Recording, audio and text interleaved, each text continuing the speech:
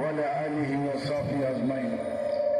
সম্মানিত জনাব সভাপতি, উপস্থিত সম্মানিত নেতৃবৃন্দ, মুজাফফর ইকরাম, যুবক ভাইরা,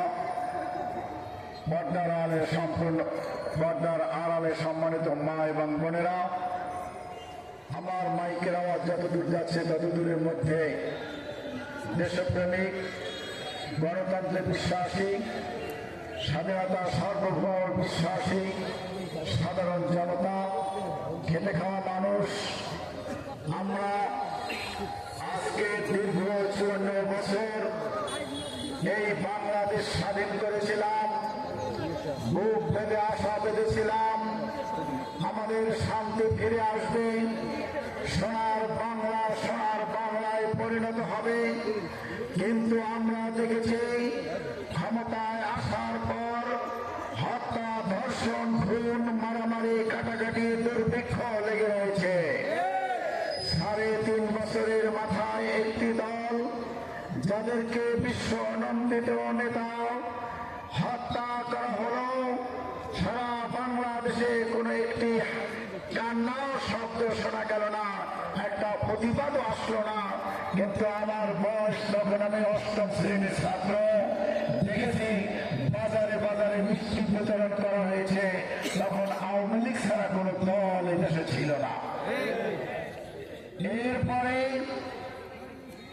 আসলো বিএনপি, চলে গেল বিএনপি, আসলো জাতীয় পার্টি। বারবার ক্ষমতার পরিবর্তন হয়েছে। বিএনপি জাতীয় পার্টি যাওয়ার পরে আবার মাথায় পট্টি, হাতে তসবিয়া জনগণের কাছে ক্ষমা চাইল, একটি বার আমাদেরকে সুযোগ দিন।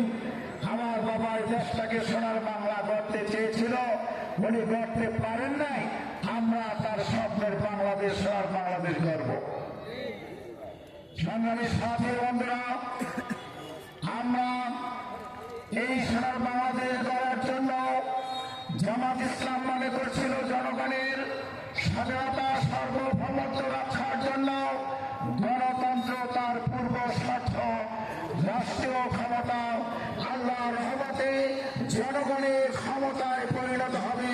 কিন্তু এই জন্যই 1991 সালে যে দলটাকে আমরা সরকার গঠন করার সুযোগ দিলাম, মাগুরার নির্বাচনে কারচুপির কারণে জামাত ইসলাম কেয়ারটেকার ফর্মুলা দিয়ে জনগণের ভোটাধিকার প্রতিষ্ঠার আন্দোলন করল এবং সেই আন্দোলনের মুখে বিএনপি ক্ষমতা ছেড়ে যেতে বাধ্য হয়েছিল।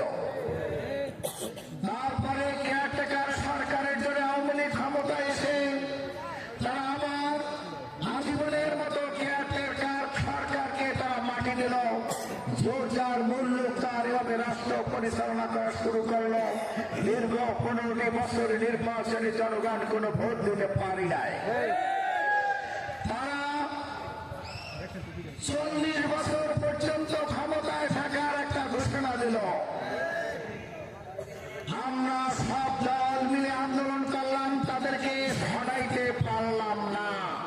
কেননা বড় দলটি তাদের সাথে কন্ট্রাক্টের বিরোধী দল হিসাবে তারা ভূমিকা পালন করতে লাগলো।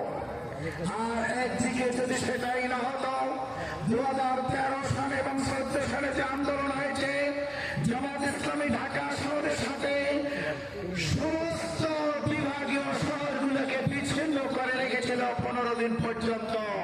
তখন তারা মন্ত্রিত্ব গঠন করার জন্য কে কোন মন্ত্রণালয় দেবে সেইটা নিয়ে চিন্তা করছে, মাঠে তারা আসে নাই।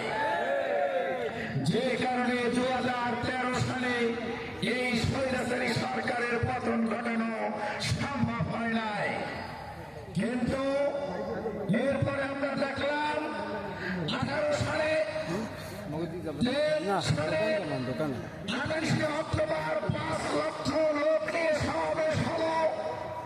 10টা সাউন্ড শব্দে 10 মিনিটের মধ্যে রাস্তা পরিষ্কার হয়ে গেল। এক ফোঁটা রক্ত ঝরল না, আর কোন কর্মসূচিও আসলো না। এরপরে মাঠে আর কোন বিরোধী দল দলকে খোঁজ করে পাওয়া গেল না। আমরা হতাশায় ভুগছিলাম। এমনি একটি কর্মী সম্মেলনে আমি ঘোষণা করেছিলাম, এদেশে যদি এই আওয়ামী ফ্যাসিস্টদেরকে যদি সরাইতে হয়, আল্লাহর বিশেষ রহমত ছাড়া সম্ভব হবে না, কেননা আন্দোলন করে আর এদেরকে সরানো যাবে না। সমস্ত দল সকলের প্রচেষ্টা যখন শেষ, তখন আল্লাহর কাজ শুরু হয়ে গেল। আবাবিল পাখির মতন 7 বছরের শিশু থেকে 22 বছরের তরুণেরা মাত্র 36 দিনের আন্দোলনে সেই ফ্যাসিস্ট সরকারকে দেশ থেকে তাড়িয়ে দিল। এবং একটি দলের মহাসচিব উনি ঘোষণা করলেন, এই আন্দোলনের সাথে আমাদের কোনো সম্পৃক্ততা ছিল না, এরা কেবলমাত্র ছাত্রদের অবদান, এই আন্দোলনে কারো কোনো অবদান নাই।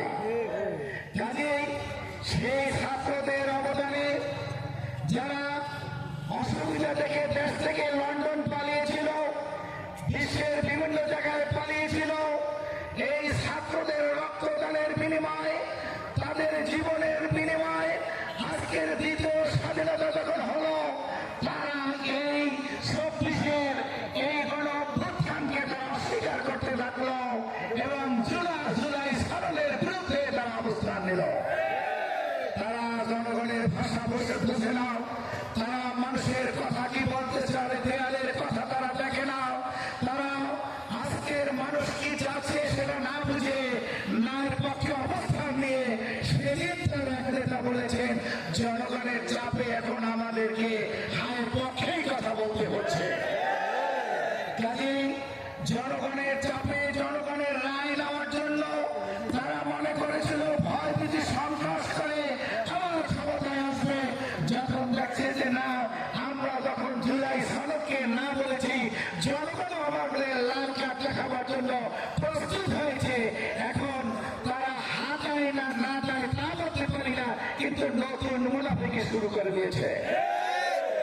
সাথী বন্ধুরা, তারা যখন দেখতে পেল বিভিন্ন বিশ্ববিদ্যালয় নির্বাচনে হিজাব পরা আর হিজাব না পরা মেয়েরা দলে দলে ইসলামের পক্ষে রায় দিল এবং মেয়েদের ভোটে ইসলামী ছাত্র শিবির বিজয়ের মালা পড়ল, তখন মেয়েদেরকে তারা জামাত ইসলামের কাছ থেকে সরিয়ে নেওয়া দিয়ে তারা আমিরে জামাতের আইনি হ্যাক করে মিথ্যা অপবাদ দিয়ে আজকের তারা বলছে আমরা মেয়েদের সম্মান আমরা দেব না।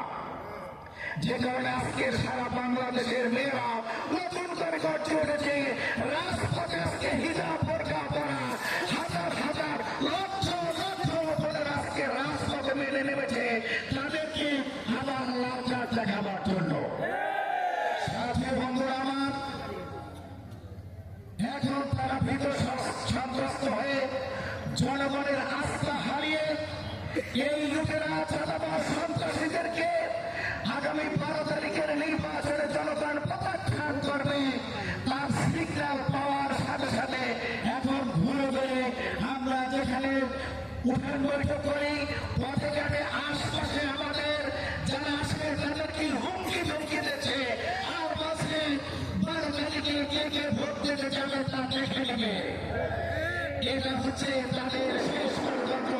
সাথী বন্ধুরা, আমরা জনগণকে নিয়ে তাদেরকে প্রতিহত করবো এবং